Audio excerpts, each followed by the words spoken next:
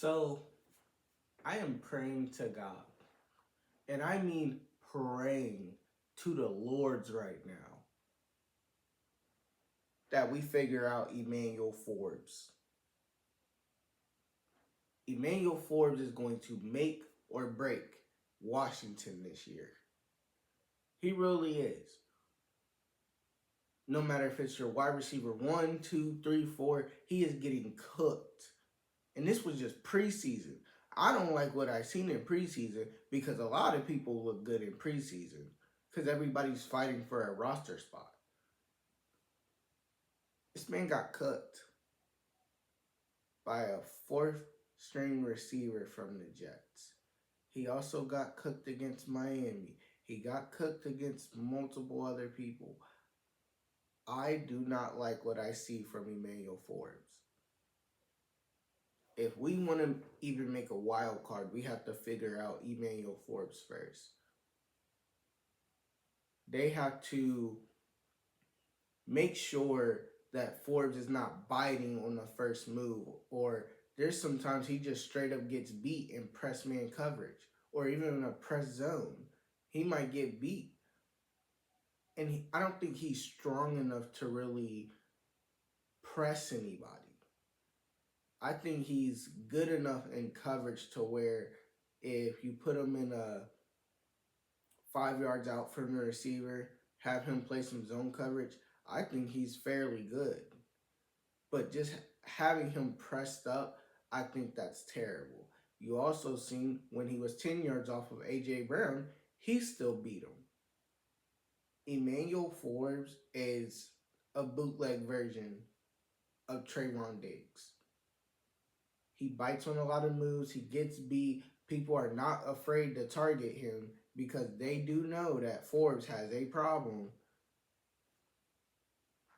I think Dan Quinn might disguise it, but I think a lot of other teams are going to see how we're disguising him and make us put him in bad predicaments, which that's what every team is supposed to do. You're supposed to take advantage of their weaknesses. But he's going to make or break this season. He really is. And then not only that, we got to make sure that we're watching the O-line this year, seeing if there's anything that has changed on that offensive line to protect Jayden Daniels. I'm sure Jayden Daniels is known on the top of his head to slide. That way he does not get injured. That way he has a lasting career. And then with the whole Jahan Dotson, trade to the Eagles, I feel like that leaves our wide receiver 3 spot open for a De'Ami Brown or Luke McCaffrey and stuff like that. And then the loss of Curtis Samuel, his experiment with us is over. He's with the Bills now. I think there's a lot of new pieces to this team that hopefully these new pieces come together. Like Ben Sinnott and Zach Ertz.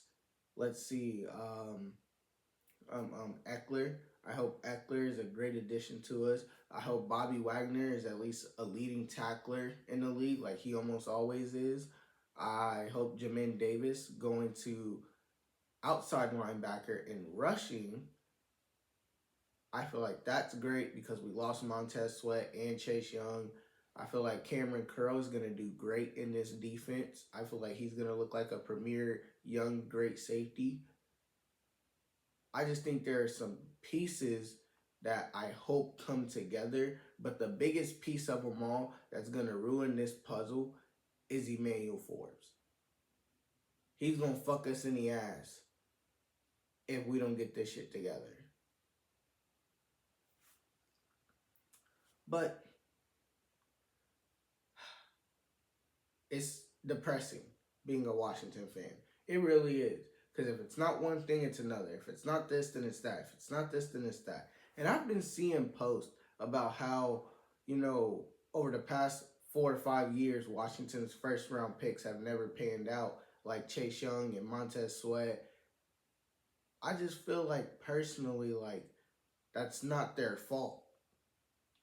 Jack Del Rio was only good for certain games. Ron Rivera was folding his arms a lot on the sideline. I honestly do think that they would have panned out better if we had a better coaching staff.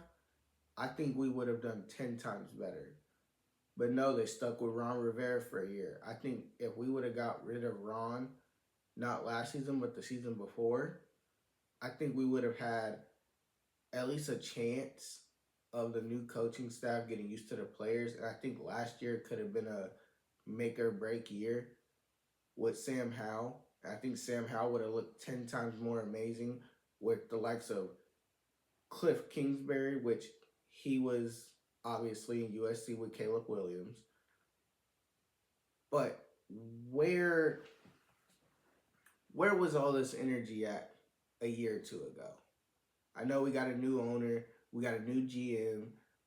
I like that our GM picked up players. And I'm not saying he just picked up players. He signed people in free agency and we got who we wanted in the draft. He definitely sees something in these guys and he does have an eye for talent given that he's built the San Francisco 49ers franchise. I just think personally that Forbes is going to screw us one way or another. Let me know what y'all think about Emmanuel Forbes. Do y'all think y'all can cover better than Emmanuel Forbes? Let me know down in the comments. Like, comment, and subscribe. I'm out.